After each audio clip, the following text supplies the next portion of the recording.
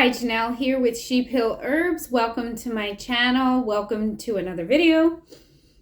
If you're new, I'm so glad that you found me. And if you've been here before, thanks for coming back. Everyone, please like, subscribe, hit the bell button, comment, and check out my description down below. I have shortened my descriptions. There is a Linktree link, and that has all of my consolidated other links where they're basically things I recommend. Some of them are things I offer. For one, I am offering a 10-month Home Herbalist course that ends with a certification of completion, and that is set to begin in April, and it is rolling admissions, so you can enroll after April. You don't have to start at exactly April, but that is when it's going to be ready. And with that, I cover a different topic every month. You can either pick the mail version or the digital version. For both versions, so you submit homework via email, and I'm requiring 2 class attendances a month, and they can be in person if you're local, or what I'm doing is I'm recording the class that I'm holding and putting it on YouTube. So if you are not local, you can watch the class on YouTube, and then you send me a review or like a summary of what you learned from that class. It has to be 300 plus words. And so last week I posted the Indian culinary herb video. It was an hour long. It was from the class. And that's one of the types of classes that you can send in for your summary review for the month. So it's 2 things for this course. It's the book work, the at-home work, the assignments, and then class, like watching video class time. And then you can correspond with me, ask questions, get any one-on-one feedback if you sign up for that. And I have the details in my Linktree, or you can message me and get those specific details. I have the whole course outlined. I can send you in an email. The costs, it is a monthly cost, or you can pay up front for the entire 10 months and get somewhat of a discount, a little discount. So this video is another one of my classes. It was planning your herb garden. That was the topic of the class. I think we planned and talked about other gardening things. I'm dividing this class into two different videos. The last video was an hour, and I thought, maybe it's better if I put 2 videos for the class so you can watch it in 2 parts. And so you can just watch this video. If you are one of my enrolled students, you can use this video for your summary. I will probably have 4 classes posted here a month, so you can pick 2 out of the 4 for homework assignment. You then can pick the 2 that interest you the most. So I have people right now working ahead for April, so they're doing the video summary now and taking care of that for April, for when we're set to start the coursework, the other bookwork portion. Okay, so this is my intro. When I click off of this, you're going to go right into the class, and it just starts with we're just having conversation, and so I hope you can just jump right in and listen. I wanted to share with you, this is not an herb garden book, but it is Rodale's Successful Organic Gardening Vegetable Book. And I will link this in the description. I love this book, even though it is not herb specific, but I've taken many, there goes some of my notes. I've taken many notes over the years and used their gardening tips successfully. And the reason why I like this is because I usually plant a vegetable garden and I pair my herbs with my vegetables, because the herbs can help keep away insects and bugs and keep your garden healthier. So that is why I use this kind of combo book. Again, Rodale.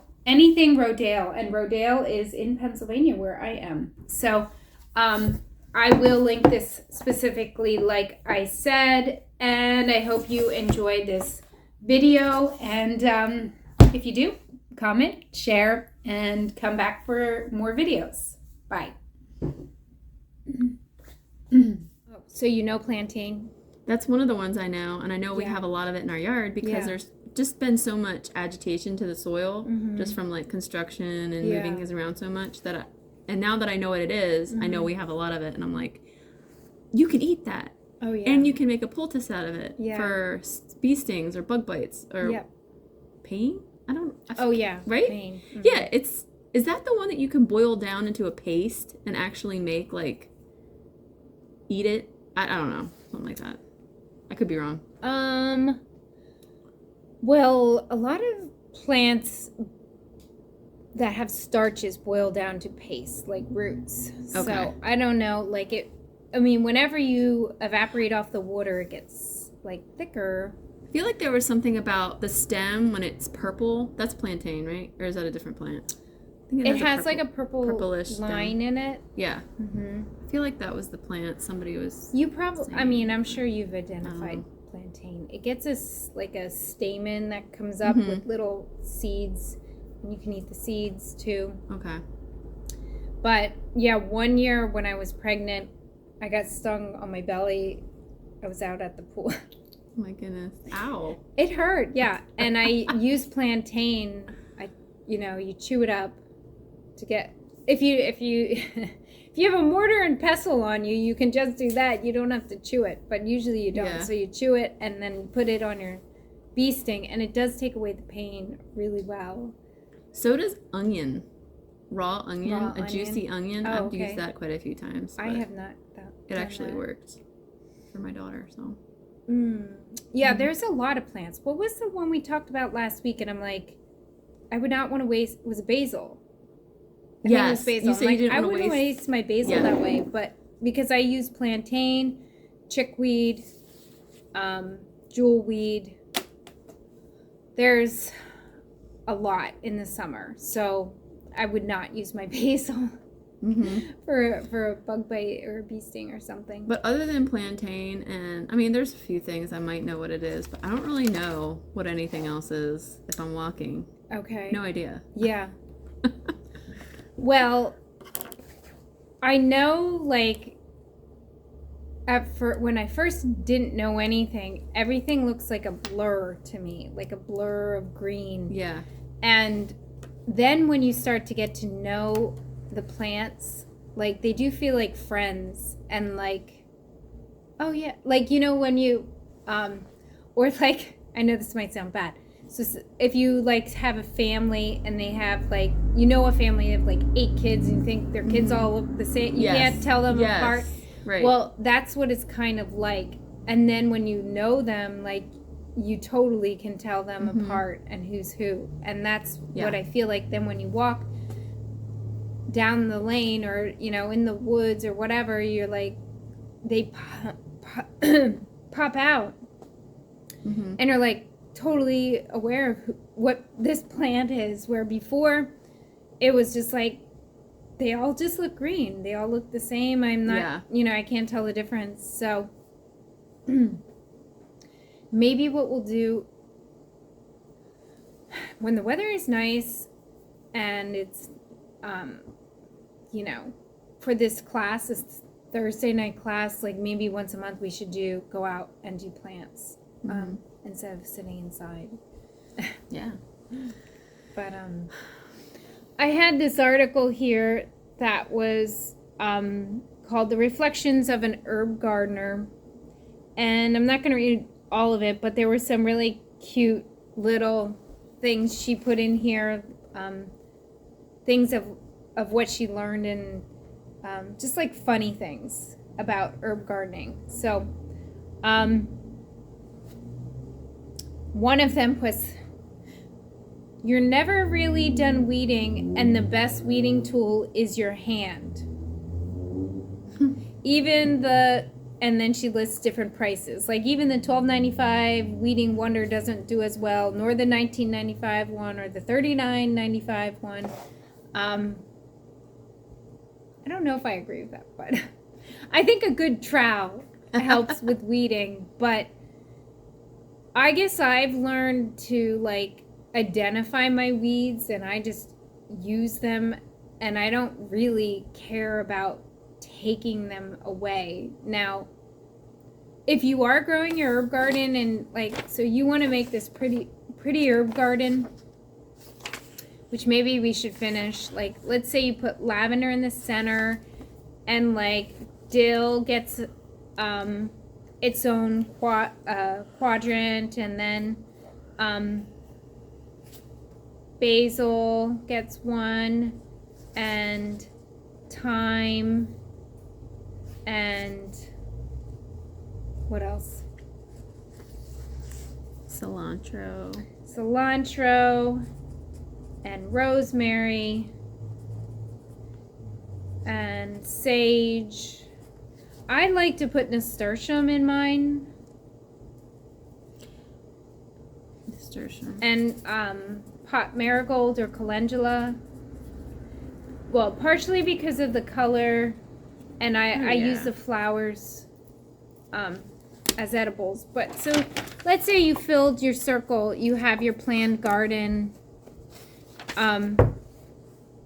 Now you want to see your herb garden grow, and the weeds that come up are fighting for space and nutrients and soil, and like you want to pick them because you want just like, I want my dill here, I don't want something else here. But I have such a hard time, like, I think I'm not a baker and I'm not a gardener, because for baking I can't follow the ingredient. I can't follow a recipe. I'm like, I just cannot put that much sugar in that. I just cannot do it. Yeah. And like same with gardening. Like my husband is an engineer, so we like gardened one time together, and it drove me crazy. Well, I drove him crazy. He drove me crazy because everything was like lines and measured and like, and you know what? It does look nice. And like all of my beautiful weeds, like he's like ripping out and stuff, but my garden like will look a mess. You know, like this. So you don't like doesn't to pull happen. I don't like. I have such a hard time. Like, if I have my vegetables and they're starting to get choked by the weeds, like I will pull them out. But I want to use my weeds. Like I love my weeds. Like I feel bad pulling them out. If I have to, they go in the compost. But a lot of them are edibles, like chickweed, lamb's quarters. I'm trying to think what else comes up. But I wanted to, the one year I was like, I want to identify all my weeds that are coming up in my garden, because I want to know, like, can I eat them? Right. And I don't want to waste them. What's the deal with weeds? Like, if they're not supposed to be there, then why are they there? Yeah. Well, they say eat your weeds. And weeds, a lot of wild herbs, or wild weeds are herbs. But I suppose the most tasty became cultivated and like perfected, because like there's purple dead nettle, and that grows like, it's a weed. It grows, I guess a weed is like pervasive. It grows everywhere, and it's so beautiful. And I mean, if you needed to forage and eat something like around our area, it would be everywhere. Purple, it's called purple dead nettle. It's the purple flower, the purple flowers. It gets like, it's not that high. The stem is purple, the leaves are purple, it gets these little purple flowers. It doesn't taste like anything. Okay. I cooked it. I want to know what that is, so that I can be like, hey, that's it, and we can eat that. It is nutritious. It is good for your body, but it doesn't have a great taste. I've cooked it with lots of garlic, which works, you know. So I guess what I know or think is that the weeds that were not like the most tasty ones, they were like weeds, and like, let's get rid of them. And then the ones that were like really delicious, like, we want them to have most of the space. So it's just, so if we hated cilantro and mint, we would be like, that's a weed, get it out. But just because we like the way that they taste or smell, we're like, oh, yay. I guess that's what my theory. I don't really have a... So the purple, what do you call it again? It's called purple dead nettle. Purple dead nettle. That actually doesn't taste good, or it just doesn't have a taste? It's very, very, very bland. And it's fuzzy. Okay. The leaves are fuzzy. That I will pull out of my garden. But I love my chickweed, so like, I'll juice the chickweed. I'll make like blender it and freeze the chickweed. I'll put it in salads. So, and chickweed has like a nice pleasant taste, but nothing like the aromatic culinary herbs are just so good. And I don't really know the history of plants. I would assume that maybe like the fruits and vegetables, they were cultivated to be even more fragrant. I'm not sure. Yeah. So, yeah, here's another little reflections of an herb gardener. Don't plant mints by other mints. They can cross-pollinate, and they compete with space. So that's where I was saying, give them big amounts of space. So the spearmint and the mint could interfere with each other as well. They can cross, it says here. So I guess they can make their new form. It could all turn into one big thing of both. Yeah. Okay. What else? Lemon balm will grow between the slats of a park bench. And yeah, so lemon balm, and we were talking about plantain. Plantain will grow like in the cracks of the sidewalk. And lemon balm, I have this like stony bed, like I hate to say we have the worst soil, because when we bought our property, it was fill. So it's really not soil. It was like wetland filled in a majority of it. And so I planted lemon balm in this like one really, really bad area, but it still grows. Yeah. And I try to like feed it and give it extra nutrients there. But I'm always amazed that the herbs will survive in even like the most bleak soils, it seems. Except basil really needs good soil and sun. Basil's kind of temperamental. And I don't know the history of basil, like how that plant evolved.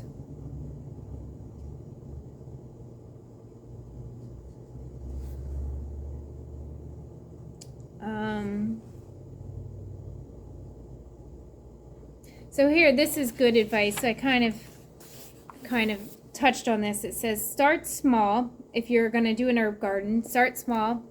Sometimes like you can like take on too big of a even like a pot, like a big pot at your front porch can be like perfect, and you'll probably have trouble keeping it watered. Yeah, because it's a lot of work to take care of plants. So start small. Keep a journal of what went where and why. This is a very good idea. And yeah, because sometimes like when you mark things, like, you know, use popsicle sticks or you get the little markers from the greenhouse and you mark rows. Sometimes your kids move them or take them out, or I know I've even used like permanent marker and it washes away. So if you have a sketch, then you can refer to your sketch, because then you remember, like that will help you remember. Plans. Oh no, wait, here we go. This is written by this author, Jackie Johnson. She says, my first herb garden was going well when one day I was given close to 50 plants the night before I was to leave for a 4-day horse show. That meant most were planted in the dark, and towards the end it was like, just get in the ground anywhere. Flexible. That's what you need to be, flexible. So yeah, that like, I think that is a great piece of advice, because sometimes you start out with all these plans, and in the beginning it's like I'm always weeding and mulching and watering, and then somewhere along the way it just like, okay, just let it go. Yeah, me too. But you don't want to like, I don't like to waste what's growing there at all. I don't like to waste it. Any other thoughts, questions for herb gardening?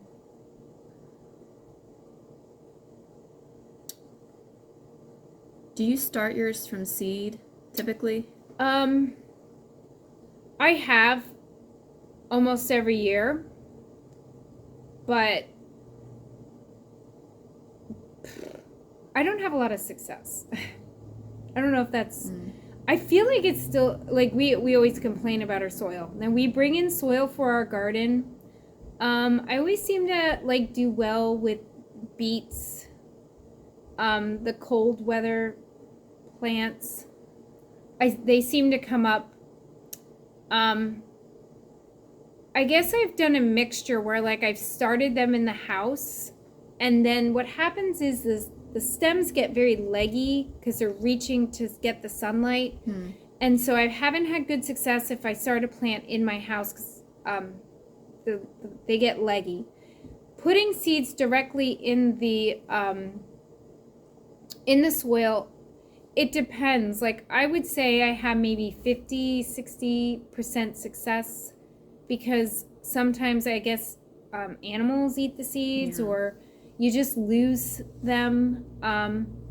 This year, my last year garden was not good. Now, my herbs were okay, but I said to my kids, I'm like, we're just going to the greenhouse, to a good greenhouse, and getting like plants that are already big. Because unless you have like really good soil, really good like water system set in place, because I think that's the other thing. If you have a seed if you put your seeds in, and like maybe you wouldn't have that trouble where you are because you have dampness, but they could rot. Right. For me, I can get super sunny, and so let's say the little sprouts come up and I didn't get to water, now they fry and they die. So if you have like a good watering system, you have good draining soil, you have sun, starting from seed, like my sister has all of those things and her garden grows awesome. But if you have like challenges, I feel like it's better to get a plant that's like already like sturdy and ready, and already has some growth, because where we are, I get like maybe 50% success with my seeds. Do you notice an increase year by year if your soil is getting any better just from having the garden?